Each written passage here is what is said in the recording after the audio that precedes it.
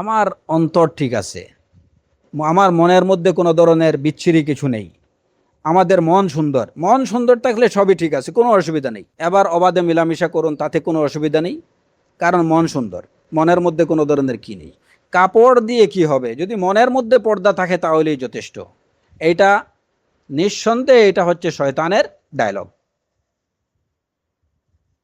মনের পর্দা বড় পর্দা, বাহ্যিক পর্দা দিয়ে কি করবে? আরে বেটা, তাহলে এইটুকু বলিস না কেন যে তাহলে তো মনের খাবার এটাই হচ্ছে বড় খাবার, তাহলে আবার মুখে খাবার দরকার কেন? কোনো জানোয়ার তো এটা বলে না। যে ইবলিসগুলো এইটুকু বলে যে মনের পর্দা বড় বড় পর্দা, ওই ইবলিসগুলো তো এইটুকু বলে না যে তাহলে মনের খাবারটাই হচ্ছে বড় খাবার, মুখে খাবার কোনো দরকার নেই।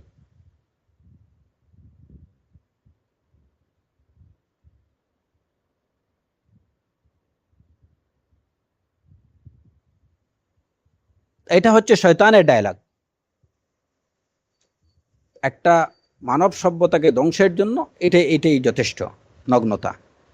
যে কারণে আল্লাহ আজ্জা ওয়াজাল এরপরেই তিনি আদম সন্তানকে সম্বোধন করে বলেছেন, ইয়া বনি আদম, ইয়া বনি আদম, লা ইফতিনান্নাকুমুশ শাইতানু কামা আখরাজা আবাওয়াইকুম মিনাল জান্নাহ ইয়ানজিউ আনহুমা লিবাসাহুমা লিয়ুরিয়াহুমা সাওআতিহিমা ইন্নাহু ইয়ারাকুম হুয়া ওয়া কাবিলুহু মিন হাইসু লা তারাউনাহুম ইন্না জাআলনা আশ-শায়াতিনা আউলিয়া লিল্লাযিনা লা ইউমিনুন। আল্লাহ আজ্জা ওয়াজাল এর সূরাতুল আরাফের আয়াতগুলো। আল্লাহ আজ্জা ওয়াজাল এরপরে আদম সন্তানকে ডেকে বলছেন, হে আদম সন্তান, লা ইফতিনান্নাকুমুশ শাইতানু কামা আখরাজা আবাওয়াইকুম মিনাল জান্নাহ।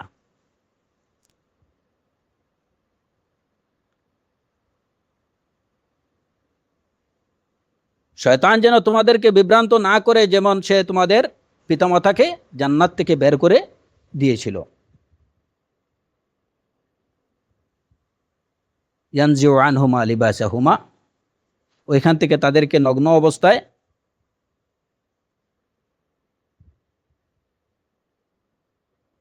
লজ্জাস্থান, তাদেরকে তাদের লজ্জাস্থান দেখিয়ে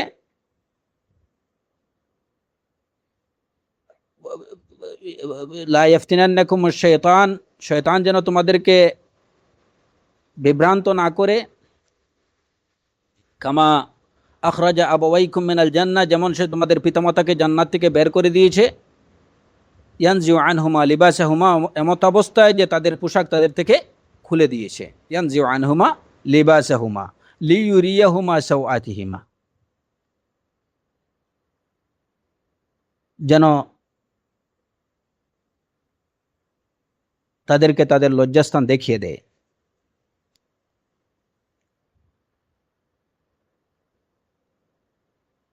শয়তান এবং আল্লাহ আজ্জা ওয়া জাল্লা বলছেন যে ইন্নাহু ইয়ারাকুম হুয়া ওয়া কাবিলুহু মিন হাইসু লা তারাউনাহুম, যে শয়তান এবং শয়তানের দূষররা তোমাদেরকে দেখে যেখান থেকে তোমরা তাদেরকে দেখো না। আমি শয়তানদেরকে তাদের বন্ধু করে দিয়েছি যারা বিশ্বাস স্থাপন করে না। ইন্না জাআলনা আশ-শায়াতিনা আউলিয়া লিল্লাযিনা লা ইউমিনুন, শয়তান হচ্ছে তাদের বন্ধু, অবিশ্বাসীদের বন্ধু হচ্ছে শয়তান। এবং শয়তান এবং তার দলবল তোমাদেরকে এমন জায়গা থেকে দেখে যেখান থেকে তোমরা তাদেরকে দেখো না। তো এখন যখন একজন মানুষ নগ্ন কিংবা অর্ধনগ্ন তা অবলম্বন করে, তখন শয়তান তাকে দেখে, শয়তানের দলবল তাকে দেখে, এবং এই কাজে শয়তানের দূষররাই তাকে পরিচিত করে থাকে। অতএব শয়তানের যে প্রথম আক্রমণ, এটা ছিল মানুষের কাপড়ের উপরে, পোশাকের উপরে। হিজাব বা লিবাস ধারণ করা এই কারণেই মানব সভ্যতার জন্য অপরিহার্য, যাতে শয়তানের সেই প্ররোচনা থেকে, বিভ্রান্তি থেকে মানুষ নিজেকে রক্ষা করতে পারে। যদি মুসলমান সমাজ এই হাকিকতটুকু বুঝে ফেলে যে শয়তানের মূল টার্গেট ছিল এবং প্রথম টার্গেট ছিল কাপড় খুলে দেয়া, নগ্নতাই ছিল তার প্রথম টার্গেট। অতএব এই জায়গা থেকে যেন আমরা হেফাজত থাকতে পারি, নিজেদেরকে রক্ষা করতে পারি। এই ক্ষেত্রে যদি মুসলমানরা নিজেদেরকে রক্ষা করতে পারে, তাহলে অন্যান্য বিষয়ে নিজেদেরকে রক্ষা করা এটা খুবই সহজ হয়ে যাবে।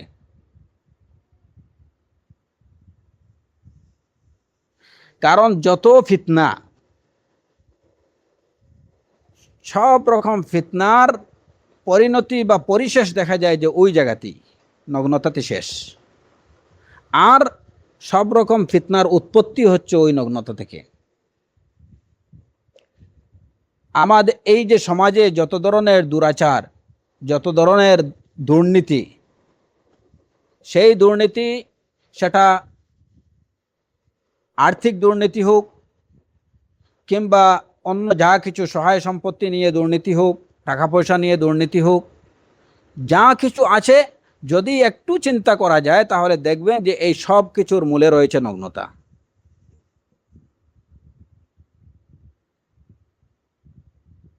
এই সব কিছুর মূলে রয়েছে অশ্লীলতা। অতএব প্রত্যেক মুসলমান নর এবং নারী, এই যে পোশাক কেবলমাত্র যে নারীদের জন্যই অবলম্বন করতে হবে, তারাই শুধু পোশাক পরবেন আর পুরুষরা পোশাক খুলে দেবেন, এটা না। হ্যাঁ, এই নির্দেশ ছিল তাদের দুজনের জন্যই, আদম এবং হাওয়া আলাইহিসসালাতু ওয়াসসালাম দুজনের জন্যই, এবং তারা দুজনেই পোশাক অবলম্বন করছিলেন।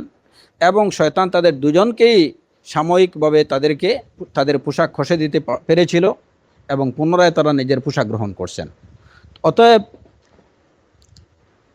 পোশাক, যথাযথ উপযুক্ত পোশাক অবলম্বন করা, পোশাক পরিধান করা, এটা পুরুষের জন্য যেমন ওয়াজিব, তেমনি নারীদের জন্য সেটা ওয়াজিব। এবং প্রত্যেক মুসলিম এবং মুসলিমাকে এই বিষয়টা খেয়াল রাখতে হবে যে ন্যূনতম নগ্নতা মানে হচ্ছে শয়তানের ফাঁদে পা দেয়া। নগ্নতা মানেই শয়তানের ফাঁদে পা দেয়া। এইখানে যেন, এই ফাঁদে যেন কোনোভাবেই কেউ না পড়ে, সেদিকে পুরোপুরি খেয়াল রাখতে হবে।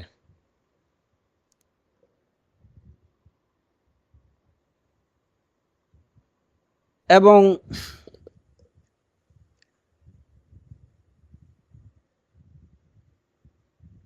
এই হিজাব বা ইসলামী পোশাক,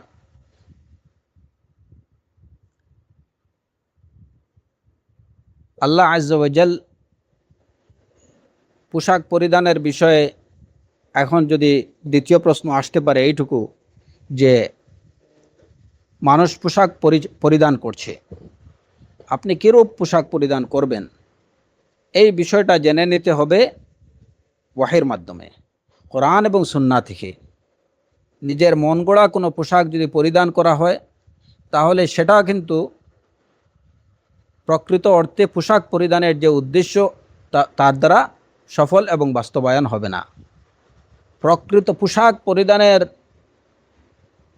প্রকৃত অর্থে পোশাক পরিধান তখনই হবে যখন পোশাক হবে কোরআন এবং সুন্নাহ সম্মত, কোরআন এবং সুন্নাহ নির্দেশিত পোশাক যখন কেউ পরিধান করবে, তখনই হবে যে সে প্রকৃত অর্থে পোশাক পরিধান বা পরিচ্ছদ গ্রহণ করল।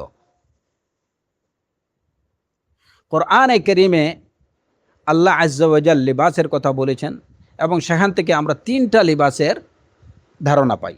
কোরআনে কারীমে আল্লাহ আজ্জা ওয়া জাল 3 ধরনের লিবাসের কথা বলেছেন, এবং এটা কোরআনে কারীমে আল্লাহ আজ্জা ওয়া জাল বলেছেন, ইয়া বানি আদম قد أنزلنا عليكم لباسا يواري سوآتكم وريشا ولباس التقوى ذلك خير। এই আয়াত থেকে 3 ধরনের পোশাকের ধারণা পাওয়া যায়। ইয়া বানি আদম قد أنزلنا عليكم لباسا يواري سوآتكم وريشا, এক ধরনের লিবাস হচ্ছে যে লিবাস দ্বারা ইউয়ারি সাওআতিকুম, যার দ্বারা তোমাদের গুপ্ত অঙ্গ আবৃত করা যায়। এবং এক ধরনের লিবাস হচ্ছে রিশান, সাজসজ্জার পোশাক। একটা হচ্ছে একদম গুপ্ত অঙ্গগুলো আবৃত করার পোশাক, একটা হচ্ছে রিশান, সাজসজ্জার পোশাক। আর আরেকটা হচ্ছে লিবাসুত তাকওয়া, ও লিবাসুত তাকওয়া যালিকা খায়র। লিবাসুত তাকওয়াটা হচ্ছে এটা বাহ্যিক কোনো পোশাক না। লিবাসুত তাকওয়া হচ্ছে, এই লিবাসুত তাকওয়ার বিষয়ে উলামায়ে কেরামদের বক্তব্য হচ্ছে যে এখানে লিবাসুত তাকওয়া দ্বারা দুই ধরনের পোশাককে বোঝানো হয়েছে। একটা হচ্ছে যে ফার্জ কিংবা ওয়াজিব পোশাক পরিধানের পরে নিজেকে নিরাপদ রাখার জন্য আরেকটু বেশি সতর্কতামূলক যে পোশাক পরিধান করা হয়, এটাও লিবাসুত তাকওয়া। আর লিবাসুত তাকওয়া প্রকৃত অর্থ হচ্ছে যে আল্লাহ আজ্জা ওয়া জাল্লার ভয় পোষণ করা, আল্লাহ আজ্জা ওয়া জাল্লার ভয় পোষণ করা, এটি হচ্ছে লিবাসুত তাকওয়া। কারণ ওইটা যদি মানুষের মধ্যে না থাকে, লিবাসুত তাকওয়া যদি তার মধ্যে না থাকে, আল্লাহর প্রতি ভয় যদি মানুষের মধ্যে না থাকে, তাহলে সে বাহ্যিক পোশাক বা বাহ্যিক লিবাস ধারণের কোনো প্রয়োজনীয়তা অনুভব করবে না। এর জন্য আল্লাহর ভয় অন্তরে পোষণের সাথে সাথে একই সাথে তাকে লিবাস যার দ্বারা নিজের গুপ্তাঙ্গ আবৃত করা যায় এবং সাজসজ্জার পোশাক অবলম্বন করতে হবে। قد أنزلنا عليكم لباسا يواري سوآتكم وريشا ولباس التقوى। কেউ কেউ লিবাসুত তাকওয়া এটাকে লিবাসাত তাকওয়া বলছেন, যে তৃতীয় আরেকটা পোশাক হচ্ছে লিবাসাত তাকওয়া। এইটা আরেকটা কেরাত আছে। তো আলা কুল্লি হাল মূল বিষয় হচ্ছে যে প্রথমত মানুষকে তার গুপ্ত অঙ্গ আবৃত করার জন্য পোশাক ধারণ করতে হবে। তারপরে তার নিজের রিশান, রিশা হচ্ছে সাজসজ্জার পোশাক। সাজসজ্জার পোশাক মানে কি? যেটা দ্বারা সে মানুষের রূপ ধারণ করে থাকতে পারে এরকম পোশাক, এটি হচ্ছে রিশান। আর এই সব কিছুর মূলে রয়েছে লিবাসুত তাকওয়া। এখন যারা বলে যে মনের পর্দাই বড় পর্দা, যদি সেটাই যথেষ্ট হতো তাহলে আল্লাহ আজ্জা ওয়া জাল কোরআনে করিমের এই আয়াতে এইটুকু বলার দরকার ছিল, কিংবা কি দরকার ছিল, কিংবা কেন তিনি নাজিল করলেন মা এই যে কাদ আনজালনা আলাইকুম লিবাসান ইউয়ারি সাওআতিকুম, গুপ্তাঙ্গ আবৃত করার জন্য পোশাক দেওয়ার দরকার কি ছিল? লিবাসুর রিশ দেওয়ার দরকার কি ছিল?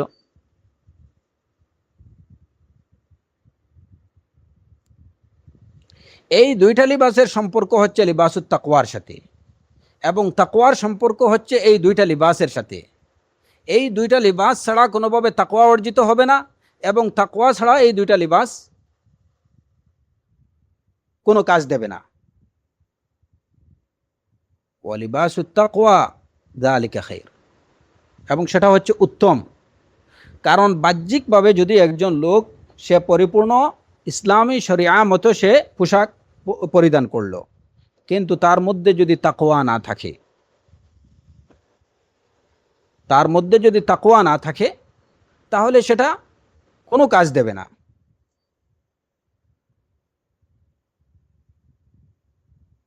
আর শুধুমাত্র মনের মধ্যে তাকওয়া আছে না, আমি আল্লাহকে খুব ভয় করতেছি, আমি আল্লাহকে ভয় পাই, কিন্তু বাহ্যিক পোশাক নেই, তাহলে এটাও কোনো, এই তাকওয়া তার কোনো কাজে আসবে না। এটা হচ্ছে কেবলমাত্র একটা দাবি। এবং এই দুইটা বিষয়ই কিন্তু আমরা দেখতে পাই আমাদের সমাজের মধ্যে।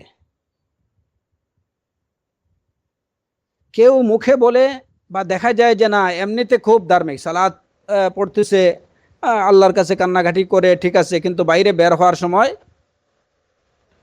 পর্দার কোনো খবরই নেই, যে না আমি আমার মন ঠিক আছে, চোখ ঠিক আছে, আমি ওই বাজে চিন্তা করি না।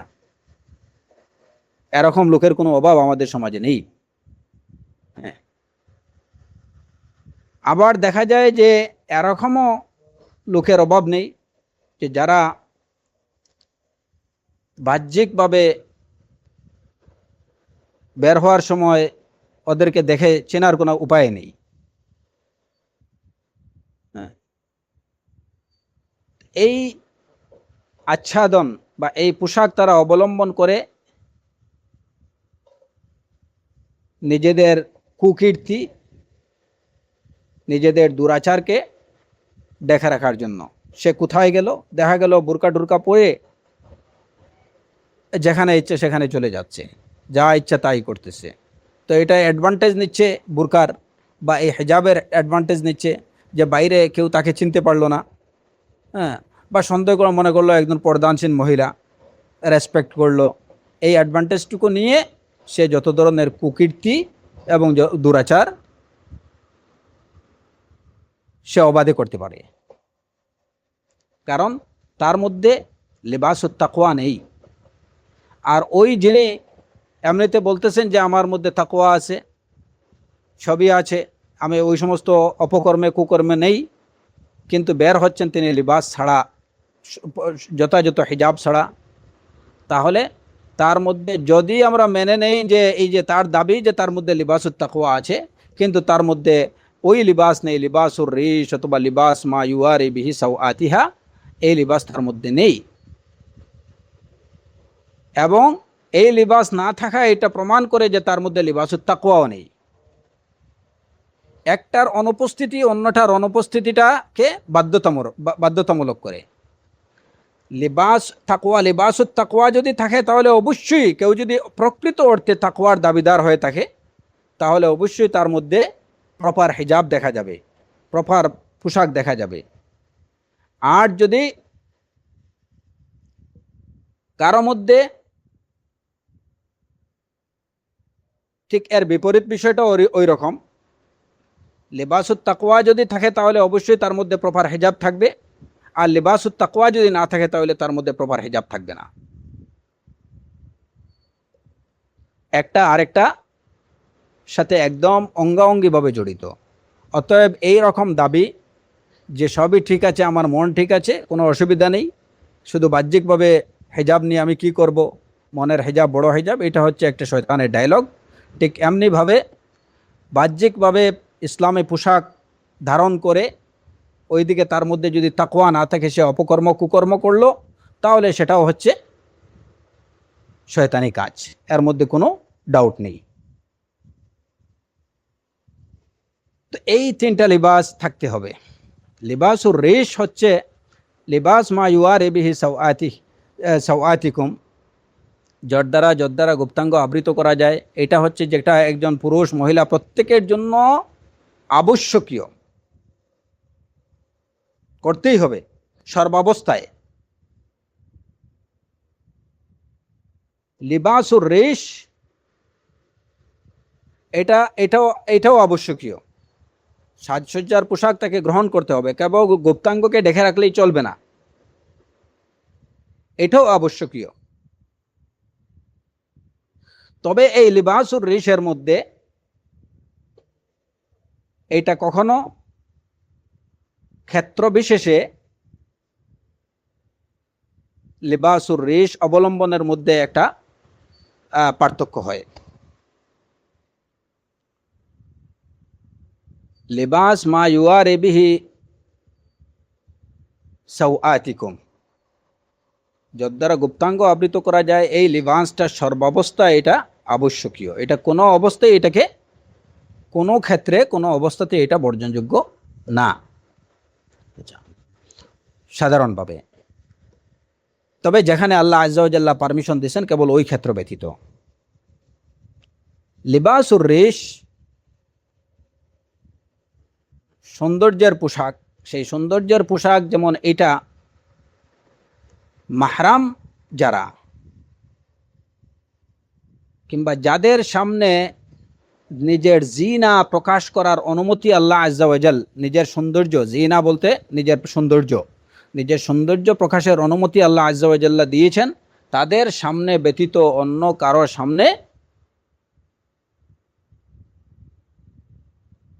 এই লিবাসুর রেশকে বর্জন করা যাবে না। সৌন্দর্যের পোশাক যাদের সামনে আল্লাহ যতটুকু বর্জন করা, লিবাসুর রিশের যতটুকু বর্জন করার অনুমতি দিছেন ততটুকু ব্যতীত এর থেকে বেশি বর্জন করা যাবে না, এবং যাদের সামনে অনুমতি দিচ্ছেন তাদের ব্যতীত অন্য কারো সামনে এই লিবাসুর রিশ বর্জন করা যাবে না। অতএব লিবাসুর রিশ যেটা, সেটাও আবশ্যকীয়।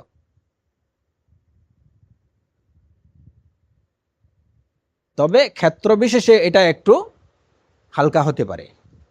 আর লিবাসুত তাকওয়া এটা সর্বাবস্থায় আবশ্যকীয়, সব অবস্থায় লিবাসুত তাকওয়া থাকতে হবে।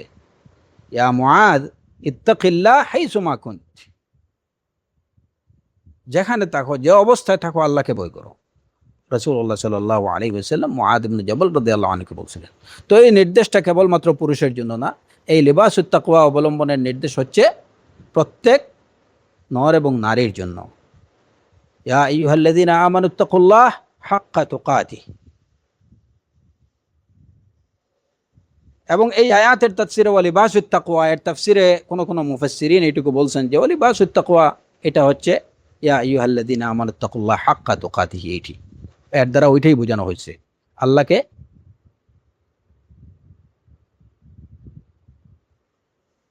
যেভাবে ভয় করা দরকার ওইভাবে ভয় করা, এই লিবাস অবলম্বন করা।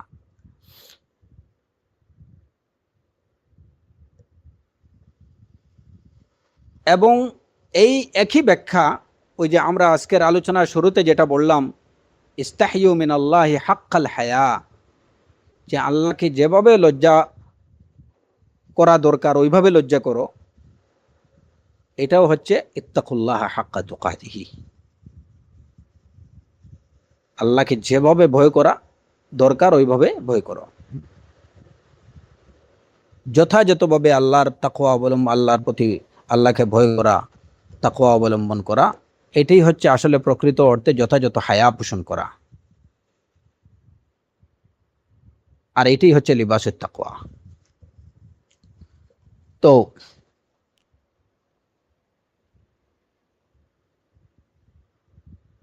আমাদের এই যে আজকে আলোচনার যে জিসটা, এটি যে লিবাস, আমরা কি লিবাস পরিধান করব, কী রকম লিবাস হবে, এটা অবশ্যই কোরআন এবং সুন্নাহ দ্বারা নির্ধারিত হতে হবে।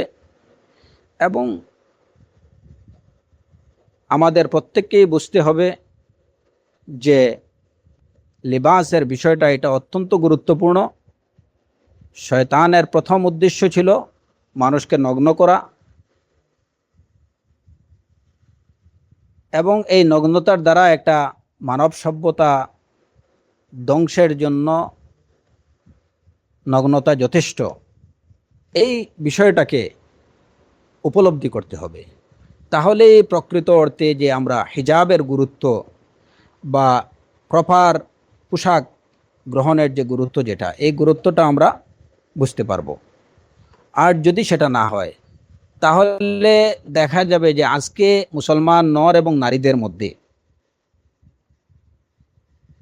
পোশাকের বাজার তো সবচেয়ে বেশি লাভজনক বাজার হচ্ছে পোশাকের বাজার,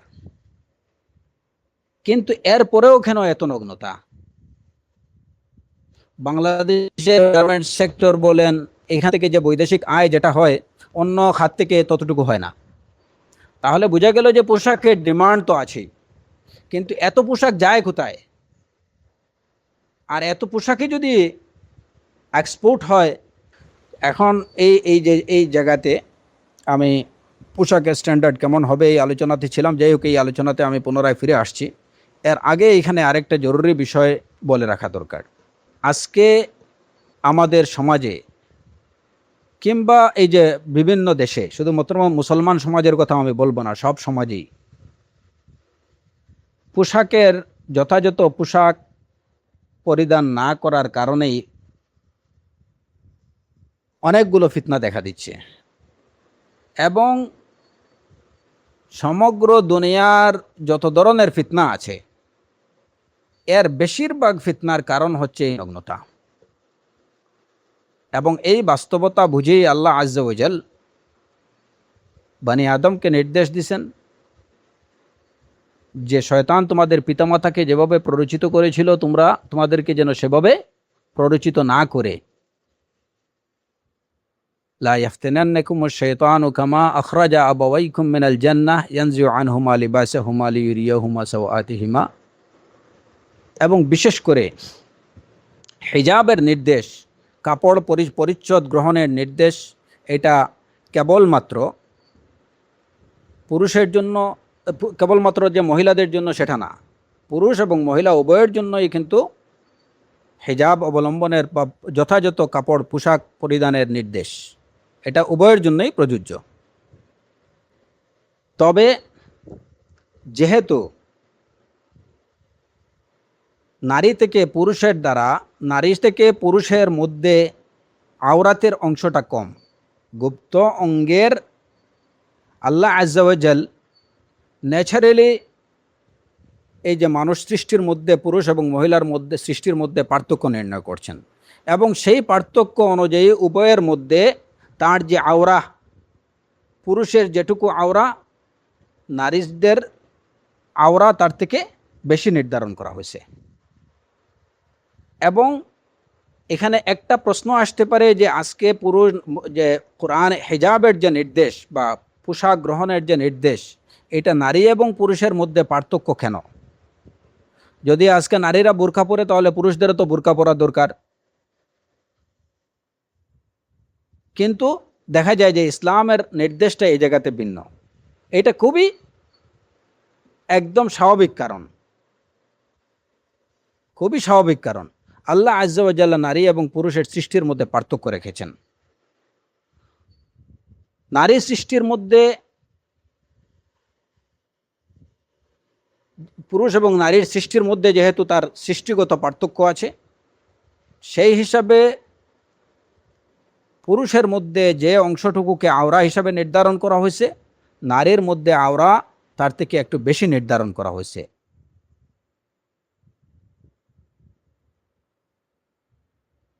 এর কারণ কেন, এখন যদি প্রশ্ন হয় যে কেন নারীর মধ্যে, পুরুষ থেকে নারীর মধ্যে আওরার পার্টটা বেশি কেন, এর কারণ হচ্ছে যে এই জগৎকে আদম সন্তানের দ্বারা, এই জগৎ যেন আদম সন্তান, এই জগতে যেন আদম সন্তানের উপস্থিতি থাকে এবং তাদের দ্বারা যেন এই দুনিয়া সুন্দরভাবে তারা যেন জগতে চলতে পারে, সেই কারণে আল্লাহ আজ্জা ওয়া জাল সৃষ্টিগতভাবে নারীদের মধ্যে, পুরুষের মধ্যে নারীদের প্রতি একটা আকর্ষণ তৈরি করে রাখছেন, এবং সেই আকর্ষণটা যেন বাস্তবে কার্যকর হয়, সেই কারণে নারীদের মধ্যে, নারীদেরকে ওইভাবেই সৃষ্টি করেছেন যাতে তাদের মধ্যে আকর্ষণীয় কিছু থাকে। তো সেই হিসাবে যদি আজকে নারীদের প্রতি পুরুষের আকর্ষণ যদি না থাকতো তাহলে জগৎ অচল হয়ে যেত, আজকে হয়তো এই পৃথিবীর বুকে আদম সন্তান থাকতো না।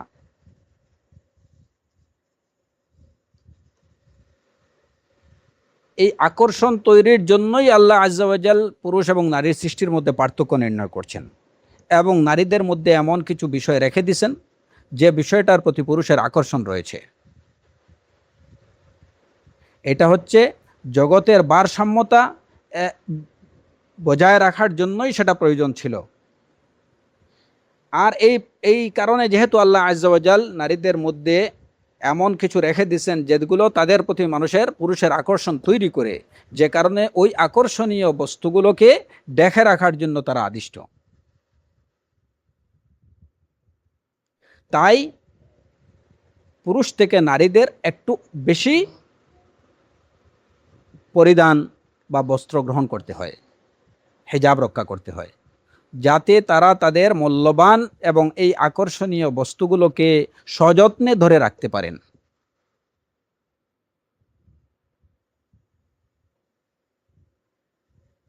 এইটা হচ্ছে যে কেন নারী থেকে, পুরুষ থেকে নারীরা বেশি কাপড় গ্রহণ করবে, তারা কেন বেশি হিজাব মেনটেন করবে।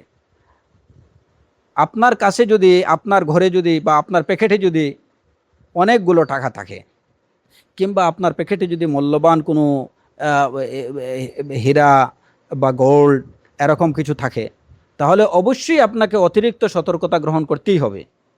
এটা একদম যুক্তির দাবি। আর যদি আপনার কাছে যদি ওরকম কিছু না থাকে, তাহলে আপনাকে ওরকম বেশি সতর্কতা অবলম্বনের প্রয়োজন আপনার পড়বে না। এক্স্যাক্টলি এই বিষয়টা এই জায়গাতেও, যেহেতু আল্লাহ আজ্জা ওয়া জাল পুরুষদের থেকে নারীদের মধ্যে অধিক মূল্যবান এবং আরো আকর্ষণীয় বিষয় তাদের মধ্যে রেখে দিয়েছেন, যে কারণে তাদেরকে তাদের হেফাজতের ব্যবস্থাও করছেন ওইভাবে, কঠোর হেফাজতের ব্যবস্থা। আর ওই তুলনায় যেহেতু পুরুষদের মধ্যে ওরকম তেমন কিছু নেই, যে কারণে তাদের হেফাজতের ব্যবস্থাটা একটু শিথিল, ওই তুলনায় অনেক শিথিল। এটা হচ্ছে যুক্তি এবং এটা হচ্ছে বাস্তবতা। এটা যে শুধুমাত্র কিয়াস মাল ফারিক এরকম কিছু না, এটা হচ্ছে বাস্তব যুক্তি।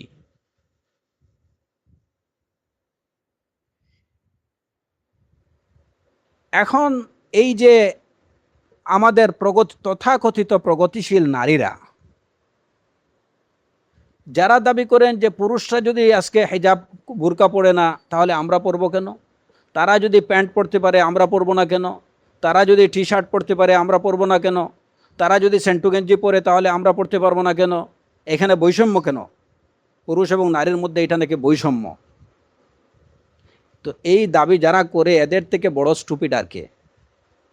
এখন তাকে যদি বলা হয় যে তোমার ঘরে মূল্যবান সম্পদ আছে, এই মূল্যবান সম্পদটাকে, তোমার ঘরে হয়তো 10 ভরি গোল্ড আছে, আর একই সাথে তোমার ঘরে 1 কেজি চুনা আছে, বলে তাহলে তোমার ঘরে বিদ্যমান চুনাটাকে যেখানে রাখছো স্বর্ণটাকে ওইখানে ফেলে রাখো। অতিরিক্ত সতর্কতা বা এটাকে এই আলমারির মধ্যে ঢুকায়ে সিন্দুকের মধ্যে রেখে এটাকে তালা দিয়ে রাখার দরকারটা কি? আবার কেউ কেউ দেখা যায় যে অতিরিক্ত সতর্কতা অবলম্বনের জন্য ব্যাংকের সেফ বোল্টে রেখে দেন। এটা কেন? এইটুকু বুঝেন যে না, আমার এই বাহ্যিক একটা মূল্যবান সম্পদ, এটাকে অতিরিক্ত সযত্নে রাখতে হবে, এটার জন্য অতিরিক্ত কেয়ার নিতে হবে, এটাকে হেফাজত করতে হবে। কিন্তু আল্লাহ আজ্জা ওয়া জাল আপনার মধ্যে যে মূল্যবান সম্পদ দিয়েছেন, এটা কি আপনি বুঝেন না? তো এদেরকে কি বলা যায়, যে এরা স্টুপিড না আর কিছু? স্টুপিডের তো একটা মাত্রা থাকা চাই, এদের তো আসলে কোনো মাত্রা নেই, যাদেরকে বলা হয় জাহিলে মুরাক্কাব। সৃষ্টিগতভাবে আল্লাহ আজ্জা ওয়া জাল তাদের মধ্যে মূল্যবান এবং আকর্ষণীয় কিছু জিনিস রেখে দিয়েছেন। নি'মা মিনাল্লাহ,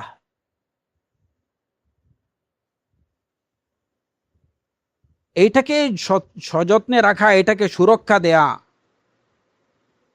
দেয়ার ব্যবস্থা কল্পেই তো আল্লাহ আজ্জা ওয়া জাল এই হিজাবের ব্যবস্থা রাখছেন। এবং ওই বিষয়গুলা পুরুষের মধ্যে বিদ্যমান নেই, অনুপস্থিত, যে কারণে নারীদের জন্য যে সুরক্ষার ব্যবস্থা পুরুষের জন্য সেই সুরক্ষা ব্যবস্থার প্রয়োজন নেই। এটি তো খুব বাস্তব এবং এটি তো যৌক্তিক। এই যৌক্তিকতাকে, এই বাস্তবতাকে যারা অস্বীকার করে,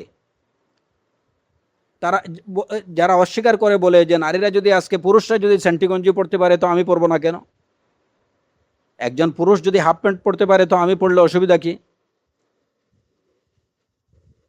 একে কি বলবেন?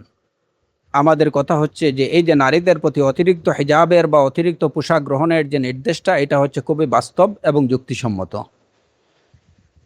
এটাকে মানবীয় সঠিক বিবেক বুদ্ধিসম্পন্ন কোনো মানুষ এটাকে অস্বীকার করতে পারে না। তো এই যে হিজাবের নির্দেশটা, এটা হচ্ছে একজন নারীর প্রতি তার নিজের সম্ভ্রম রক্ষার জন্য, তার নিজের সুরক্ষার জন্য, এবং তার মধ্যে আল্লাহ আজ্জা ওয়া জাল যে আকর্ষণীয় বিষয়গুলো, যে মূল্যবান বিষয়গুলো রাখছেন, সেগুলো আর সুরক্ষা এবং সযত্নের জন্য। এগুলোকে রক্ষা করা তার দায়িত্ব। তো এই জায়গাতে আজকে যদি কেউ কোনো মহিলা এই আকর্ষণীয় বিষয়গুলোকে সে যদি রক্ষা না করে কিংবা এগুলোকে যদি সে অযত্নে রেখে দেয়,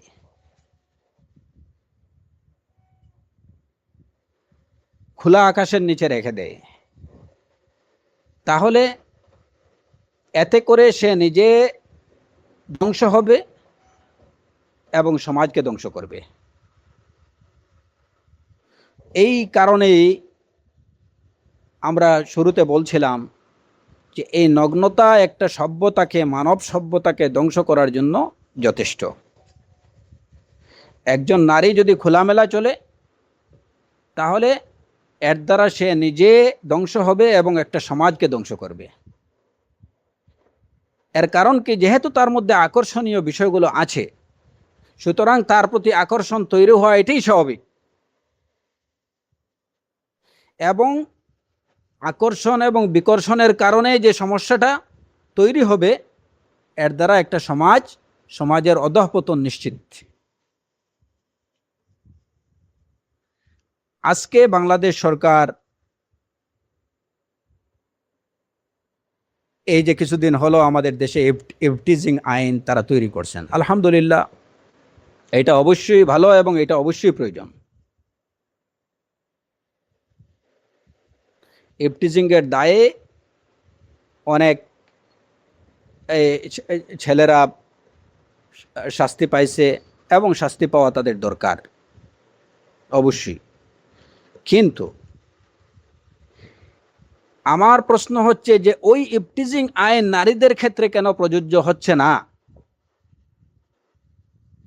কোন বিবেক কিংবা কোন জাস্টিস এই বিষয়টাকে অস্বীকার করবে যে ইভটিজিং এর মূল মন্ত্র যেটা, এটা তো একটা পুরুষ, একটা ছেলের দ্বারা একটা মেয়ে যেভাবে ইভটিজিং এর শিকার হতে পারে, ঠিক এমনি ভাবে একজন মেয়ের দ্বারা একজন ছেলে ইভটিজিং এর শিকার হতে পারে। এটাকে অস্বীকার করার কোনো উপায় আছে? ইভটিজিং এর ডেফিনেশন কি? ইভটিজিং এর যে ডেফিনেশন নির্ধারণ করা হয়েছে ওইটা যদি একটু দেখা যায়, তাহলে দেখা যাবে যে এই আইনের আওতায় যেভাবে একজন ছেলে পড়বে, ঠিক এমনিভাবে একজন মেয়ে পড়বে। এবং সেই নীতিতে যদি আমরা দেখি, তাহলে আজকে আমাদের সমাজে প্রতিটা মুহূর্তে ইয়াং ছেলেরা ইভটিজিংয়ের শিকার হচ্ছে এই সমস্ত নারীদের দ্বারা, যারা বেপর্দা চলাফেরা করতেছে। কেন তাদেরকে শাস্তি দেওয়া হচ্ছে না?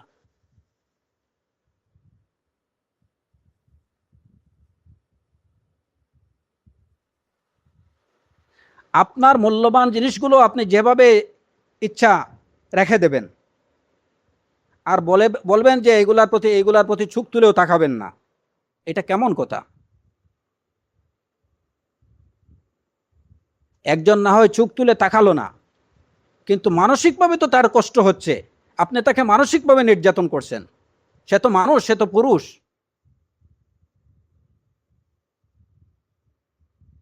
আপনি তাকে তার নগ্ন দেহ দেখাবেন, আবার বলবেন যে আমার দিকে চেয়ে থাকে। আপনি কেন বের হয়েছেন? প্রশ্নটা এই জায়গায়। আপনি এভাবে কেন বের হয়েছেন? এটা তো দেখানোর জন্যই বের হয়েছেন। আবার আপনার দিকে চাইলে পরে সে ইভটিজিং এর আইনের ফাঁদে পড়বে, এটা কোন কথা? আপনি দেখাবেন কেন? আপনি তো তাকে মানসিকভাবে নির্যাতন করছেন। অতএব প্রথমে তো ওই মহিলার বিচার হওয়া উচিত, ওই নারীর বিচার হওয়া উচিত।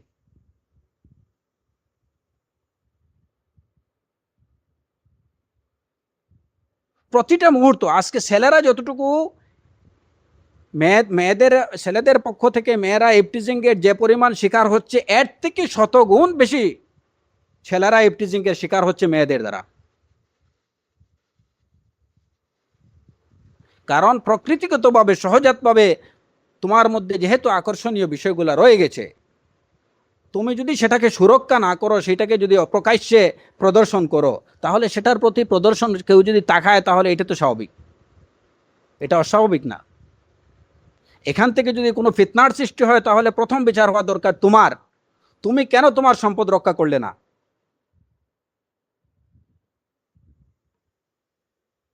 অতএব বুদ্ধিজীবীদের প্রতি এবং প্রগতিশীলদের প্রতি আমার আমার আমার দাবি, যে বিষয়গুলা ন্যূনতম যে কাণ্ডজ্ঞান বা বিবেক বুদ্ধি যেটা আছে, ওই বিবেক বুদ্ধিকে কাজে লাগিয়ে বিষয়গুলো বিবেচনা করেন, এই বিষয়গুলোর প্রতি থাকান। ইফটিজিংয়ের আইন যেটা করছেন আলহামদুলিল্লাহ, এর জন্য এটা অবশ্যই একটা প্রশংসনীয় কাজ। কিন্তু এই ইফটিজিংয়ের আইন শুধুমাত্র ছেলেদের ক্ষেত্রে প্রযোজ্য হবে, মেয়েদের ক্ষেত্রে না। এটা হবে সবচেয়ে বড় জুলুম, এটা হবে অন্যায়, কোনোভাবে এটা গ্রহণযোগ্য না। আপনার সামনের ছিটে একটা মেয়ে শ্যাম্পু করা চুল খুলে দিয়ে বসবে, আর আপনি তার ঠিক পিছনের সিটে বসে থাকবেন। হ্যাঁ,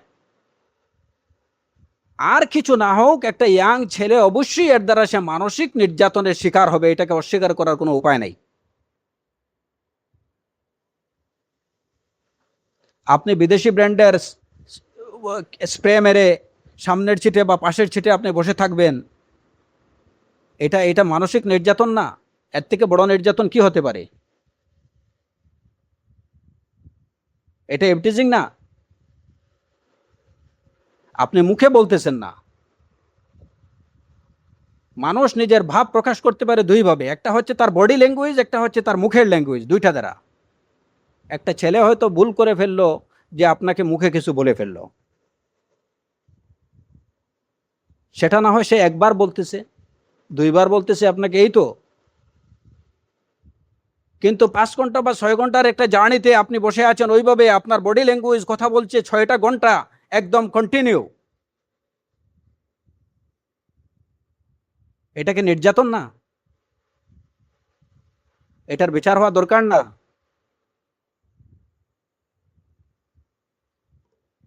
এই বিষয়গুলোর প্রতি অবশ্যই আমাদের প্রশাসনে যারা আছেন, দেশ পরিচালনায় যারা আছেন, অবশ্যই তাদের এই বিষয়গুলো দেখা দরকার, বোঝা দরকার। তাহলে এই জাস্টিস মেনটেন হবে। এই সাধারণ মানুষরা বা সাধারণ ছেলেপেলেরা তো দূরের কথা, একজন নারীর প্রতি মানুষের যে, পুরুষের যে সহজাত যে আকর্ষণ, এই আকর্ষণ থেকে আম্বিয়া আলাইহিমুস সালাতু ওয়াস সালাম ওনারাও কিন্তু বাদ যাননি। আমরা দেখি যে সাহিহ মুসলিমে একটা হাদিস জাবির রাদিয়াল্লাহু আনহু থেকে বর্ণিত, রাসূলুল্লাহ সাল্লাল্লাহু আলাইহি ওয়াসাল্লাম একবার একজন মহিলাকে দেখলেন। তো দেখেই তিনি সাথে সাথে, হাদিসটা হচ্ছে এরকম, আন্না রাসূলুল্লাহ সাল্লাল্লাহু আলাইহি ওয়াসাল্লাম রাআ ইমরাআতান ফাআতা ইমরাআতাহু যায়নাব ওয়া হিয়া তামআসু মানিআতান লাহা ফাকাদা হাজাতাহু সুম্মা খারাজা ইলা আসহাবিহি ফাকাল ইন্নাল মারআ তুকবিলু ফি সূরাতি শাইতান ওয়া তুদবিরু ফি সূরাতি শাইতান ফাইযা আবসারা আহাদুকুম ইমরাআতান ফালিয়াতি আহলাহু ফাইন্না যালিকা ইয়ারুদ্দু মা ফি নাফসিহি। সাহিহ মুসলিমের হাদিস যে একবার রাসূলুল্লাহ সাল্লাল্লাহু আলাইহি ওয়াসাল্লাম একজন মহিলাকে দেখলেন এবং সাথে সাথে তিনি তার স্ত্রী যায়নাব রাদিয়াল্লাহু আনহার কাছে চলে আসলেন। ওই সময় যায়নাব রাদিয়াল্লাহু আনহা তিনি ওই তামআসু মানিআতান, মানে ওই একটা চামড়া তিনি ঘষছিলেন, হ্যাঁ, পশুর চামড়াতে তিনি ঘষছিলেন। চামড়াতে লবণ দেওয়ার আগে যে পর্যায়ে থাকে ওইটা, ওই পর্যায়ে চামড়াটাকে একটু পলিশ করছিলেন। তো এসে রাসূল সাল্লাল্লাহু আলাইহি ওয়াসাল্লাম তার প্রয়োজন পূরণ করে বের হয়ে সাহাবায়ে কেরামদের কাছে আসলেন এবং তিনি বললেন যে ইন্নাল মারআ তুকবিলু ফি সূরাতি শাইতান ওয়া তুদবিরু ফি সূরাতি শাইতান, যে একজন নারী আসে শয়তানের সূরতে এবং যায় শয়তানের সূরতে। ফাইযা আবসারা আহাদুকুম ইমরাআতান ফালিয়াতি আহলাহু, তোমাদের কেউ যদি কোনো নারীকে দেখে এবং এতে করে যদি সে ওই যে তার মানসিক কোনো কি আসে টেন্ডেন্সি, ফালিয়াতি আহলা, তাহলে সে যেন তার স্ত্রীর কাছে চলে আসে। ফাইন্না যালিকা ইয়ারুদ্দু মা ফি নাফসিহি, এইটা তার ওই মানসিক টেন্ডেন্সিটা এর দ্বারা ওই দূর হয়ে যাবে। এখন এই জায়গাতে দেখা যায় যে ইভেন রাসূলুল্লাহ সাল্লাল্লাহু আলাইহি ওয়াসাল্লাম তিনি তো মানুষ ছিলেন, তার মধ্যে মানবীয় যে প্রয়োজনগুলো এগুলো ছিল, মানবিক তাড়নাগুলো তার মধ্যে ছিল। কেউ প্রশ্ন করবেন না এই জায়গাতে যে রাসূলুল্লাহ সাল্লাল্লাহু আলাইহি ওয়াসাল্লাম রাআ ইমরাআতান, সেই রাআ এই রুয়াতটা, এই যে দেখলেন একজন নারীকে, এটা কি তিনি মানে এই মানে শাহওয়া, রুয়াতু শাহওয়া ছিল না।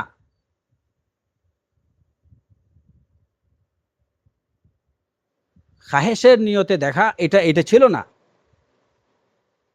অকস্মাৎ একজন নারীকে তিনি দেখলেন, চোখ পড়ে গেল। একজন নারী যাচ্ছে, তার উপরে চোখ পড়ে গেছে।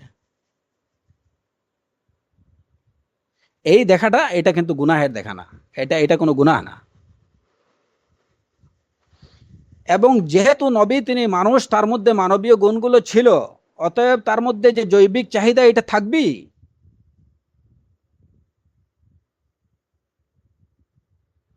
আমরা তো বেল্লবীদের মতো এটুকু বলি না যে নবী তো নূরের তৈরি, উনি তো মানুষ না। ওই লোকদের প্রতি আমাদের জিজ্ঞাসা যে যদি উনি মানুষই না, তাহলে ওনার মধ্যে জৈবিক তাড়না কেন ছিল?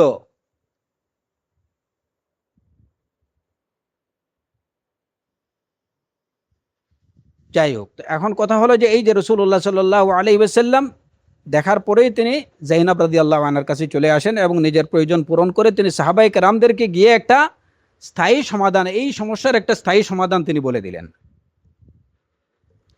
যে ফাইদা আবসারা আহাদুকুম ইমরাআতান ফালিয়াতি আহলাহ, যদি তোমাদের কেউ কোনো নারী দেখে, এবং এই দেখা মানে কি, দেখার দ্বারা যদি তার মধ্যে কোনো ধরনের জৈবিক চাহিদা দেখা দেয়, প্রয়োজন দেখা দেয়, তাহলে তুমি তোমার স্ত্রীর কাছে চলে যাও।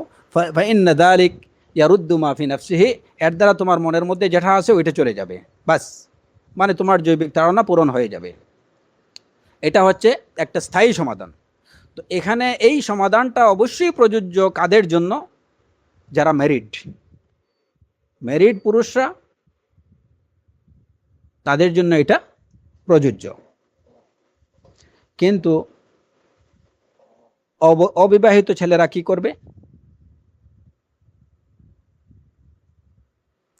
কিংবা আপনি 10 মাইল দূরে থেকে অফিসে আসছেন,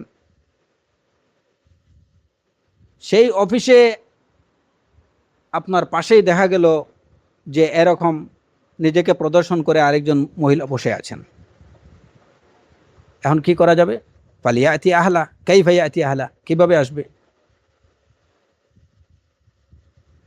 ওই সমস্যার সমাধান কল্পে ইসলাম কি করছে? ফ্রি মিক্সিংয়ের ব্যবস্থাটাকে নিষিদ্ধ করছে, যে তুমি ওই পরিবেশে, তুমি কাজ তো দূরের কথা, তুমি লেখাপড়াও করবে না যেখানে ফ্রি মিক্সিং আছে। ইখতিলাত মা নিসা, পুরুষের সাথে নারীদের ইখতিলাত মা রিজাল, পুরুষের সাথে নারীদের সাথে পুরুষের সহ অবস্থান যেখানে আছে, মেলামেশা আছে, ওই জায়গাতে তুমি দূরে থাকো, তাহলে তোমার মধ্যে ওই টেন্ডেন্সি দেখা দেবে না। এরপরে কোরআনে কারীম এই সমস্যার স্থায়ী সমাধান দিছে, এবং দেখা যায় যে কোরআনে কারীম তার জাস্টিস 100% মেনটেন করছে।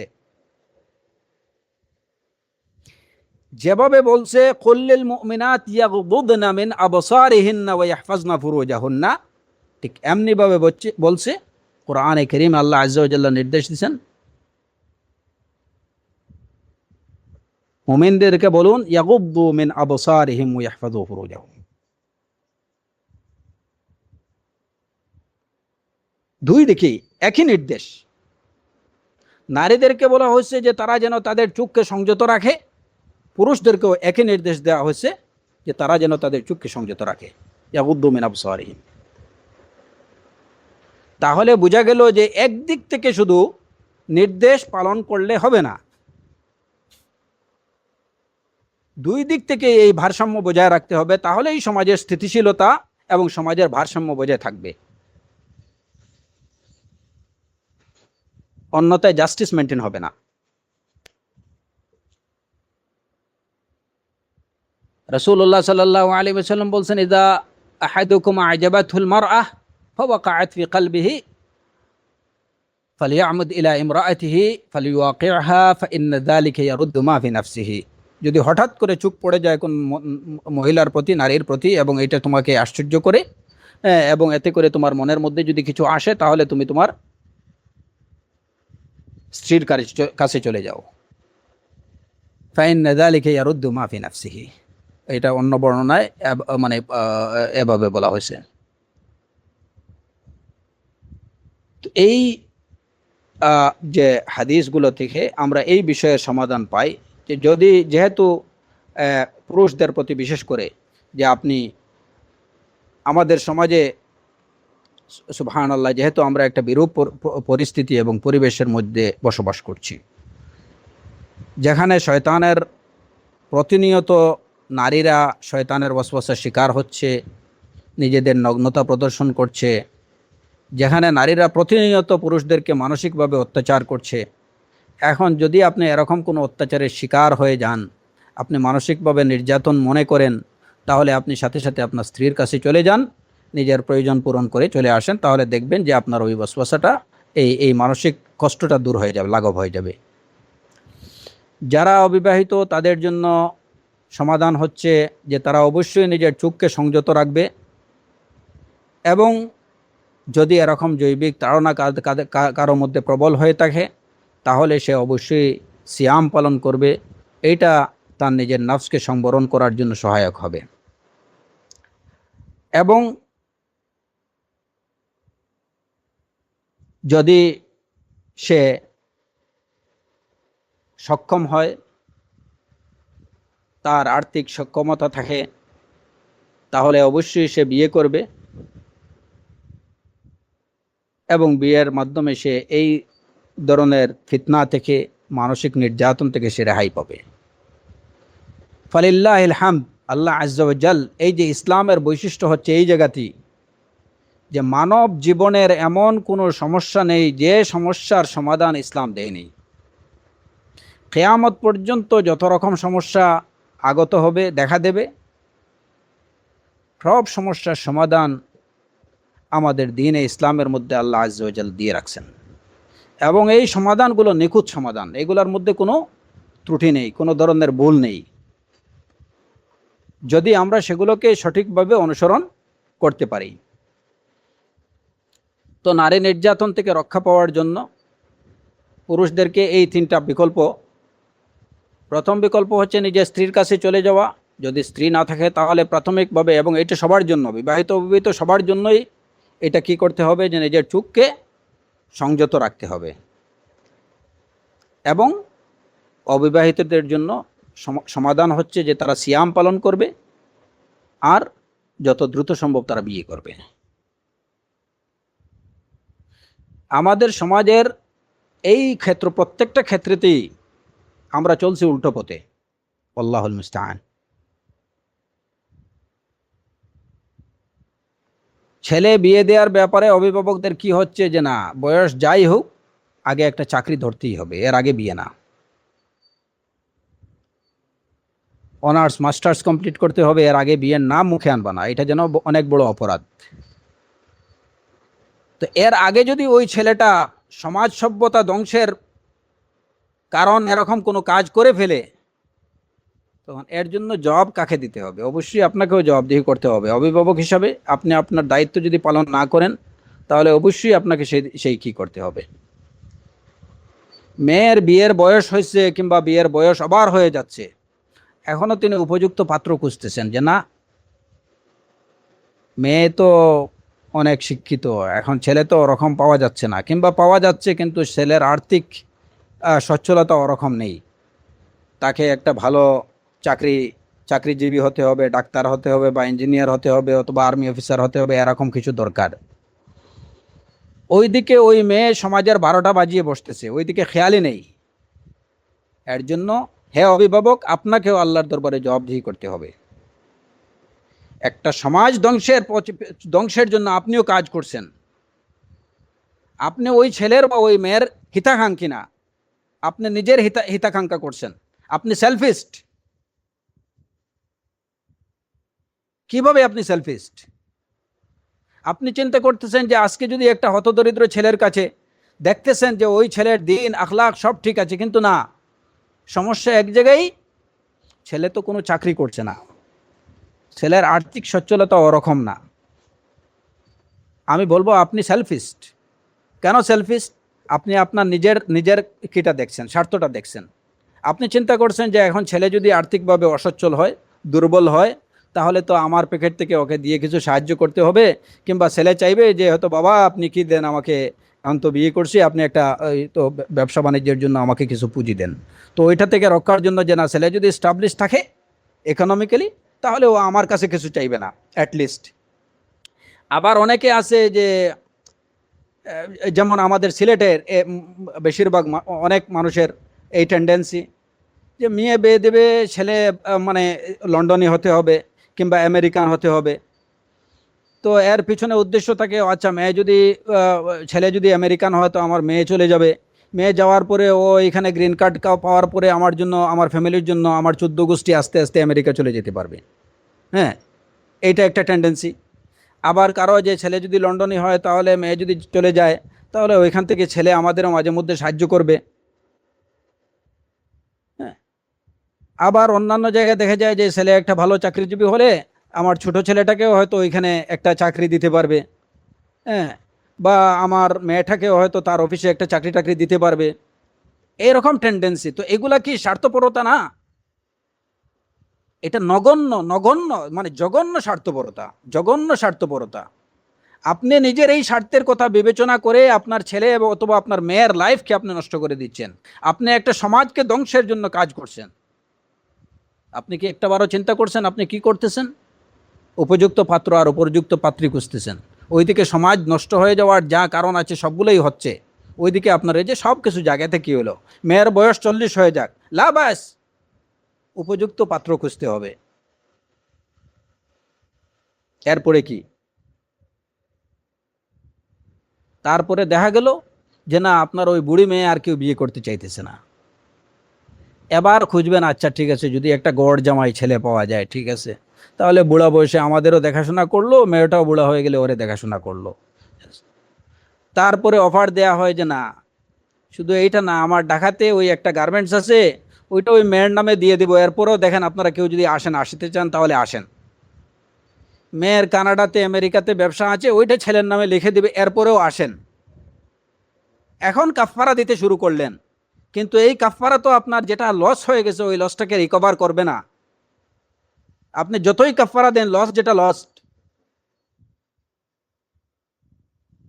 এটা ছেলে হোক বা মেয়ে হোক, আপনার ছেলে যা করার করে ফেলছে, দুর্নীতি পাপাচার দুরাচার যা করার করে ফেলছে, আপনি এটা রিকভার কিভাবে করবেন?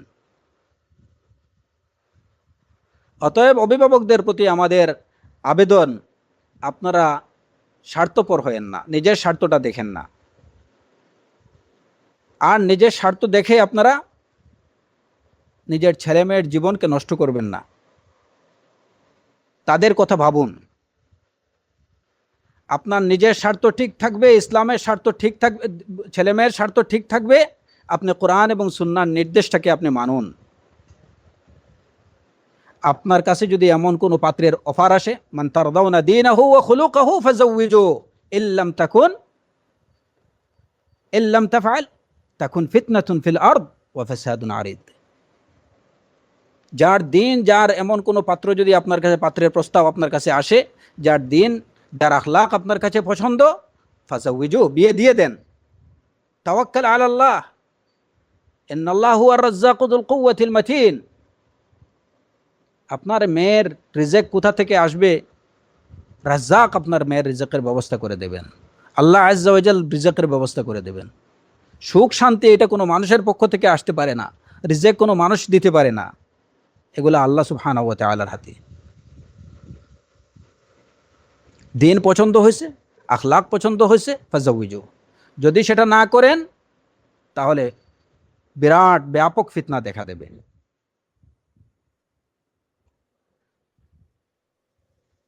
তো আমাদের এই যে আলোচনার বিষয় ছিল যে নারীরা পর্দা ছাড়া, উপযুক্ত পোশাক ছাড়া যখন তারা বের হয়, তখন এর দ্বারা তারা ছেলেদেরকে মানসিকভাবে তারা প্রচণ্ড রকম নির্যাতন করেন।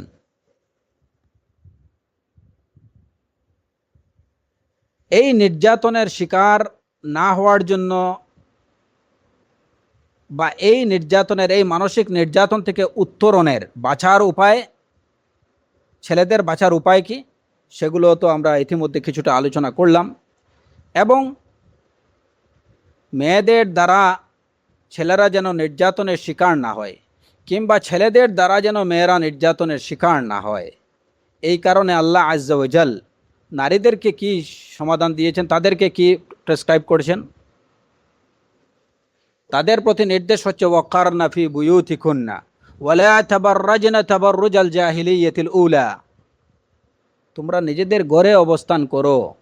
ওয়ালা তাবাররাজনা তাবাররুজাল জাহিলিয়াতিল উলা, প্রথম যুগের জাহিলিয়াতের ন্যায় নিজেদেরকে প্রদর্শন করো না, বের হয় না, ওইভাবে নিজেদেরকে প্রদর্শন করো না। তাহলে এই আয়াত দ্বারা কি বোঝা যায়? অনেকে ইসলামের উপরে, মুসলমানদের উপরে কি দেয়, এই অপবাদ দেয় যে ইসলাম নারীদেরকে শুধু ঘরের মধ্যে আটকে রেখেছে, তাদেরকে বের হওয়ার দেয়নি। এটা কোথা থেকে পেলেন? ওয়াকারনা ফি বুয়ুতিকুন্না, এর অর্থ কি যে তুমি কোনো অবস্থাতেই ঘর থেকে বের হতে পারবা না? যদি তাই হতো তাহলে পরবর্তী নির্দেশ সেটা কেন ওয়ালা তাবাররাজনা তাবাররুজাল জাহিলিয়াতিল উলা, তাহলে ওই কথা বলার দরকার কি ছিল? পরবর্তী কথাটাই তো নির্দেশ করে যে তোমাকে প্রয়োজনে ঘর থেকে বের হতে হবে, তবে তুমি লা তাবাররাজনা ওয়ালা তাবাররাজনা তাবাররুজাল জাহিলিয়াতিল উলা, প্রথম যুগের জাহিলিয়াতদের মতো তুমি ওইভাবে প্রদর্শন করো না নিজেকে, বের হও প্রয়োজনে, তাতে কোনো অসুবিধা নেই, কিন্তু ওইভাবে না, জাহিলিয়াতে উলার মতো না। সুতরাং যারা বলে যে ইসলাম নারীদেরকে ঘরে আটকে রাখতে চায়, এটা একদম মানে কোনো ভিত্তিহীন একটা কথা, একটা মানে চরম একটা অপবাদ।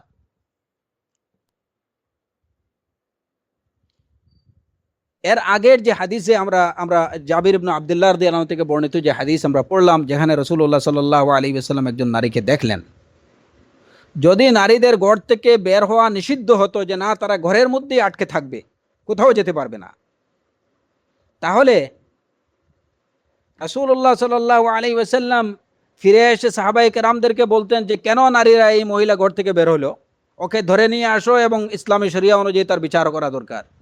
রাসূল সাল্লাল্লাহু আলাইহি ওয়াসাল্লাম এরকম কিছু করছেন না? ওই নারীকে ডেকে বলছেন যে কেন তুমি ঘর থেকে বের হলা? বরং তিনি যে ট্রিটমেন্টটা দিলেন যে তারা বের হলে পরে যদি তোমরা কোনো সমস্যা বোধ করো তাহলে এই সমস্যার সমাধান এভাবে করে নাও। তাহলে কোরআন এবং সুন্নাহ দ্বারা কি প্রমাণিত যে নারীরা প্রয়োজনে ঘর থেকে বের হতে পারবে, তাতে কোনো অসুবিধা নেই, কিন্তু নিষেধ কি, নিষিদ্ধ কি? ওয়ালা তাবাররাজনা তাবাররুজাল জাহিলিয়াতিল উলা, এটাই হচ্ছে নিষিদ্ধ। জাহেলদের মতো বের হলে হবে না, সভ্য জাতির মতো বের হও, অসভ্যের মতো বের হয় না। এবং এরই সাথে সাথে কোরআনে কারীমের এই নির্দেশ থেকে কি জানা যায়? কারনা ফি বুয়ুতিকুন্না, এতে বোঝা গেল যে তাদের মূল অবস্থানের জায়গা হচ্ছে ঘর।